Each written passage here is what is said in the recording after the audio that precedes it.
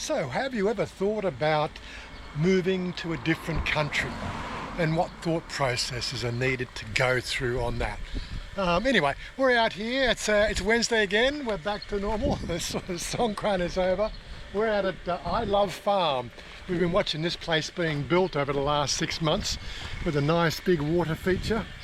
We thought, well, she got the message today or the other day that it's now open.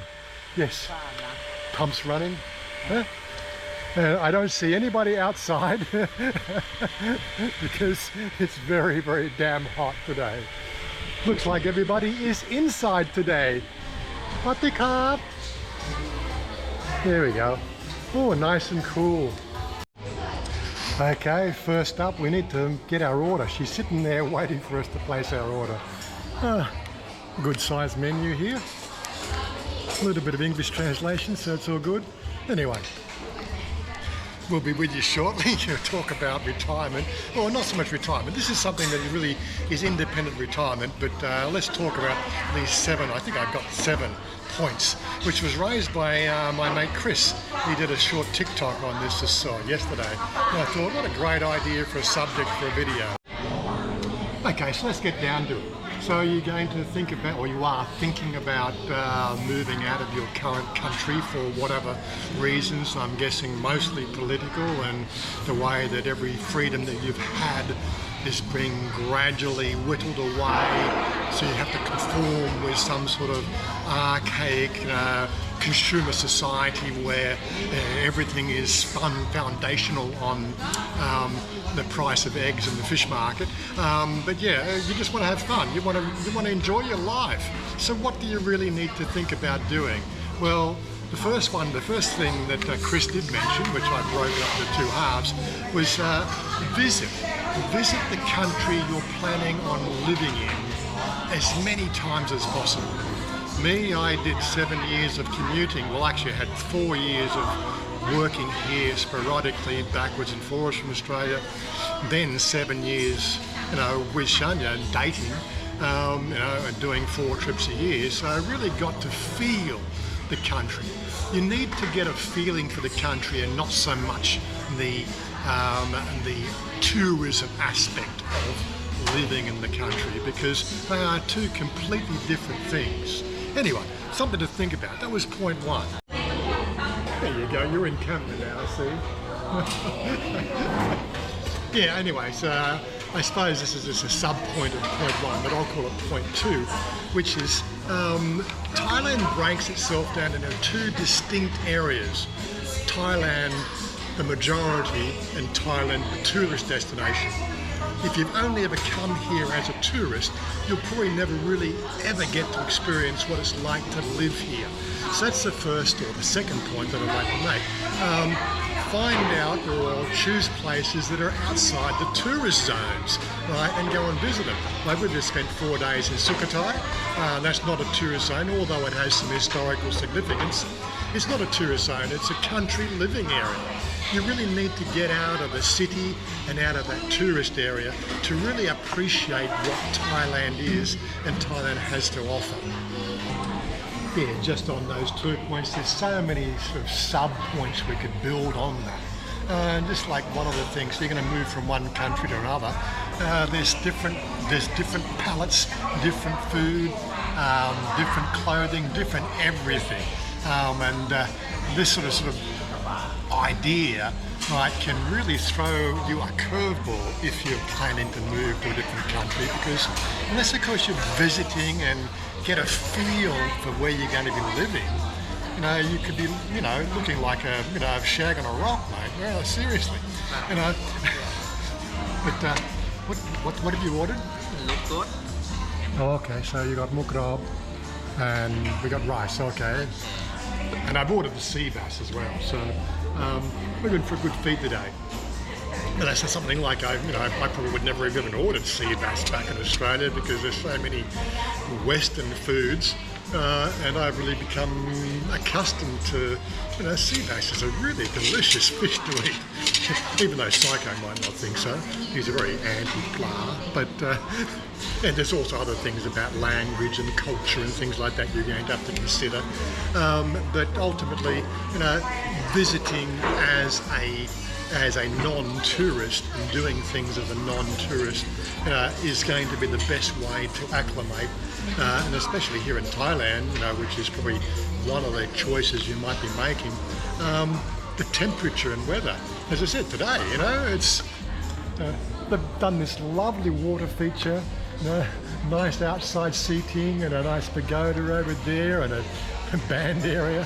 Looks like they've got looks like some rock climbing thing for the kids, but absolutely nobody outside. Well, why? Because it's only 38 degrees outside, and I'm not even going to try to work out what that is in Fahrenheit. I think it's bloody hot. It's getting close to the 100 mark. I'm pretty sure 100 degrees Fahrenheit. I know 7.2 is 98.4 or whatever. Anyway, me just mumbling away. Point 3, of course, is what visa options are available for you to actually spend a long time here with minimal hassle.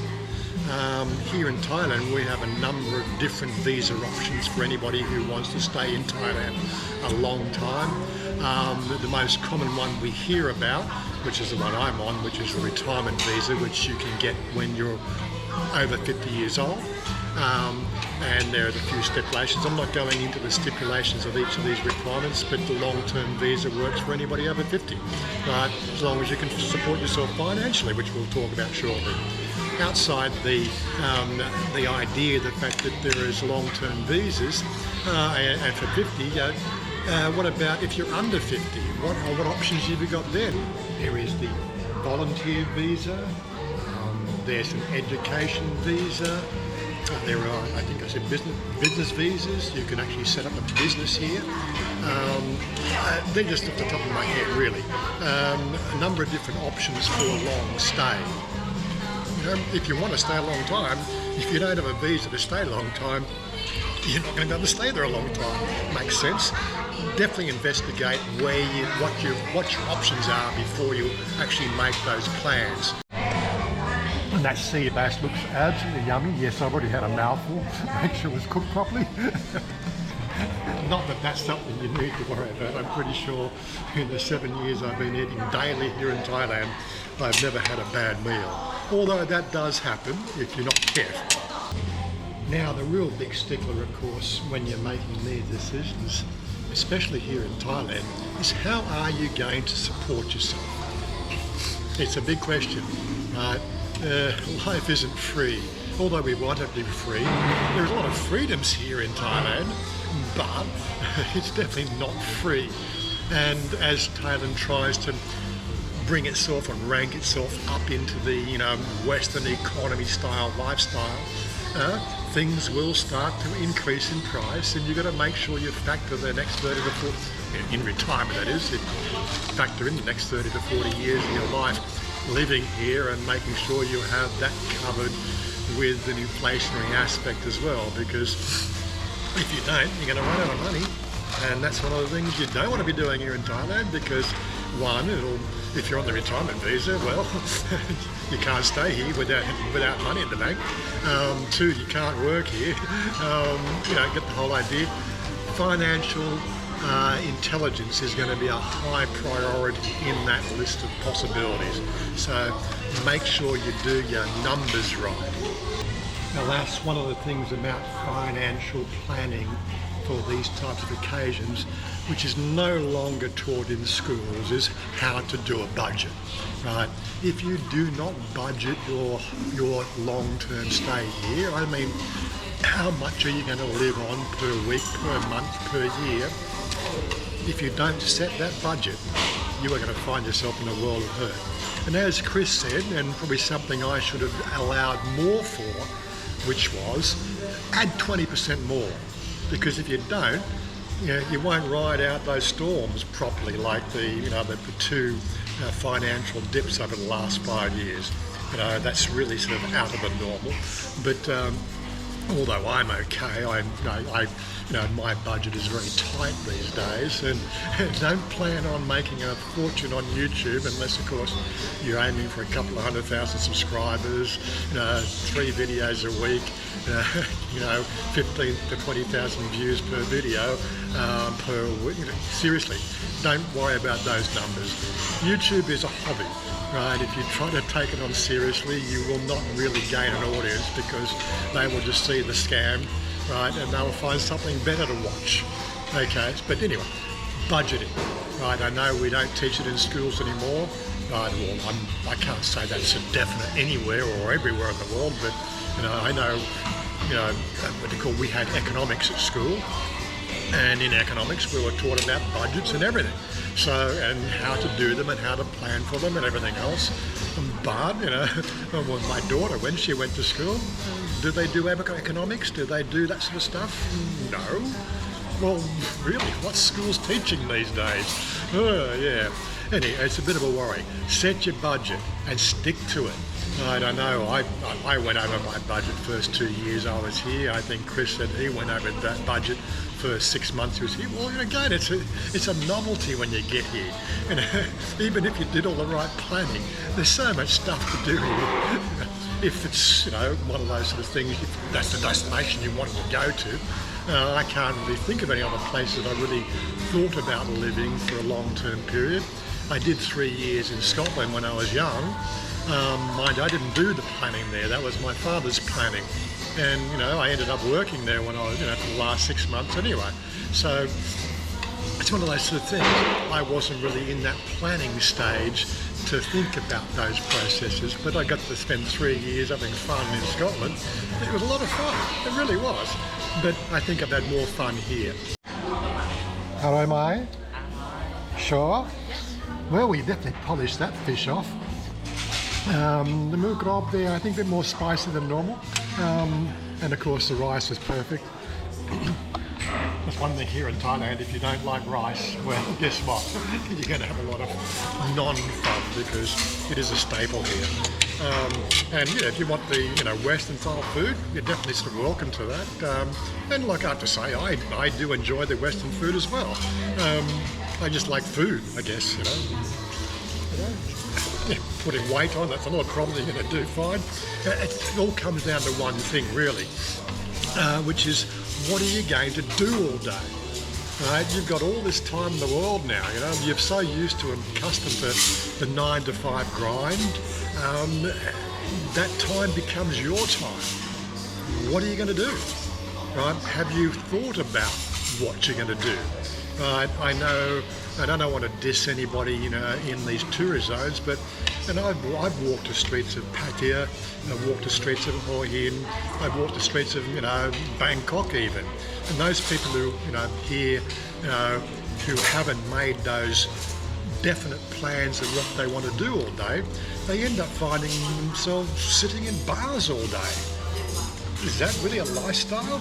You can do that back home, seriously. Yes, outside the these tourist zones, you're going to think about what activities have you missed out on all your life. For me, the things that I always refer back to me because it's the only person I can do. The things that I couldn't do, at my leisure, was to play video games, and now I get to do that as much or as little as I want. I had 4 days in soccer time and didn't play a video game once, right? And didn't even phase me. There's so much other things to do. But yeah, you got to think about it. Do you enjoy golf? If you weren't a business owner or somebody high up in the business ranks, getting to play golf during the weekdays is one of those rare luxuries you might have had. That if you don't mind the heat, golf is a great pastime.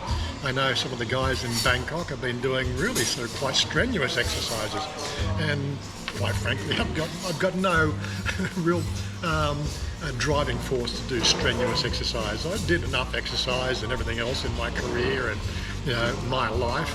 I got to that time in my life where I just said, well, I just want to just take it easy. My lifestyle is my lifestyle. I really can't everybody else tell me that I shouldn't do that. But again, you've got to think about it. this is something that Shania's got to think about when she gets a bit older. What's she going to do when she gets older? Are we going to move to a different country? I don't know. It's still a long way off. But, ultimately, oh, thank you, darling. The last of the fish. You've got to think about it. You've got to think about all that leisure time. There's 8 to 10 hours a day that normally you are living somebody else's dream. And that's really what it comes down to. This is your dream. What do you want to do? Thailand has such a myriad of options. Snorkeling down south, farming even. Some people really enjoy that. I don't think I would. I don't mind visiting, but yeah. There's places around there, like bike riding. Something I haven't been doing for quite some time is bike riding. And again, why? Well, I like to ride with a group, and that's always seemed to be one of those contentious issues. But I enjoy my riding, just getting out there, wind in your face, on your steel horse, you know how it goes. There's songs about that. But yeah, you got to really think about what you're going to do throughout the day.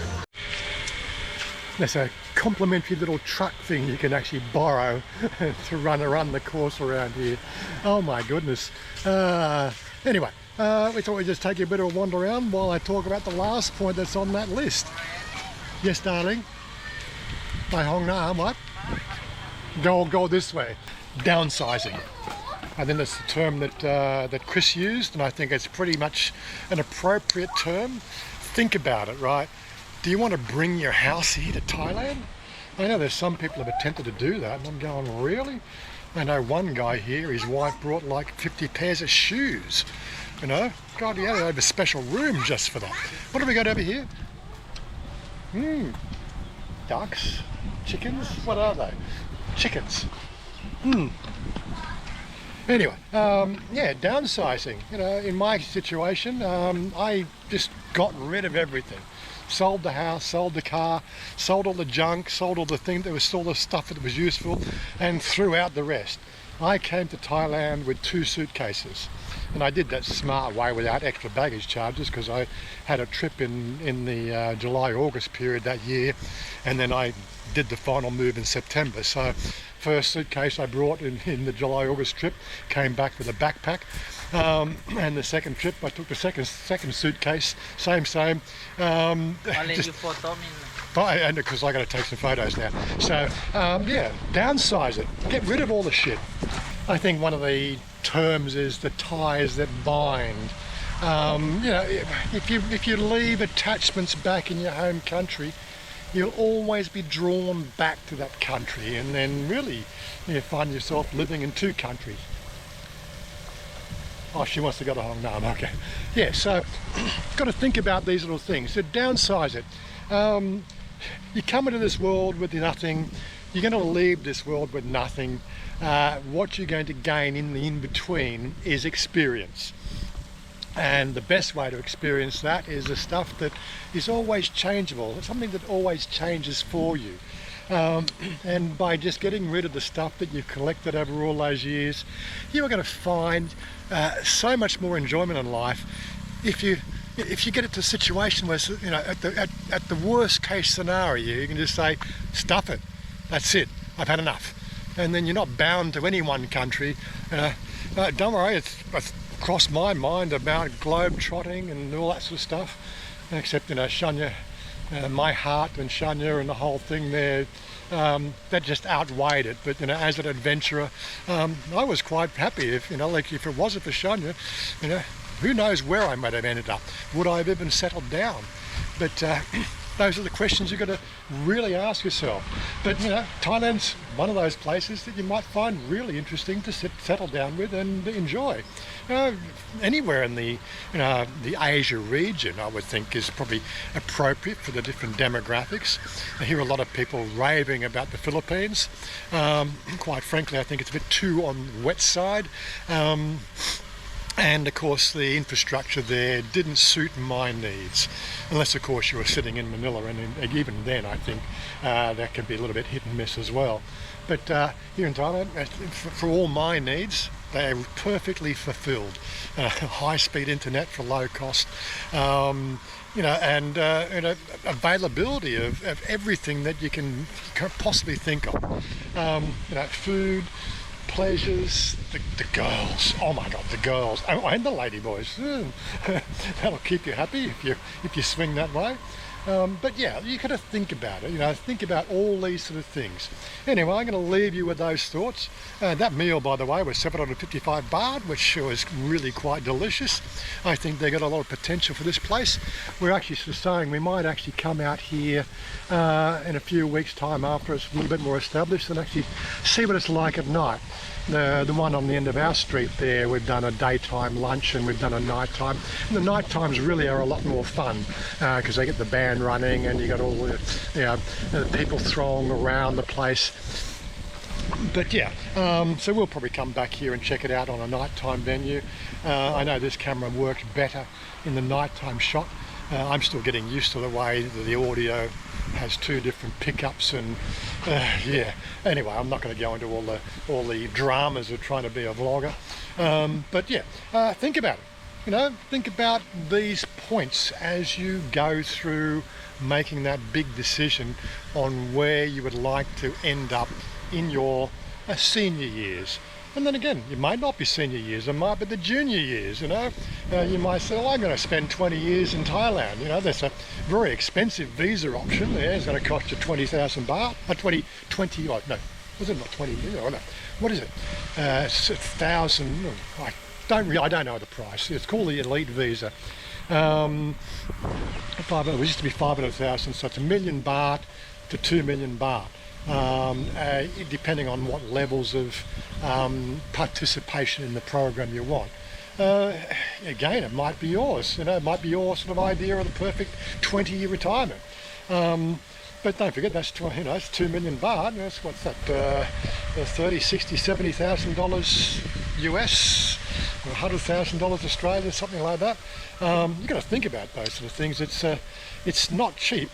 But it's one of those things. It's a fuss-free, under 50 visa option that you're definitely entitled to, or not entitled to. You've got to go through some strings, but yeah, if you do pass the the entrance exam, it's one of those sort of options that you've got.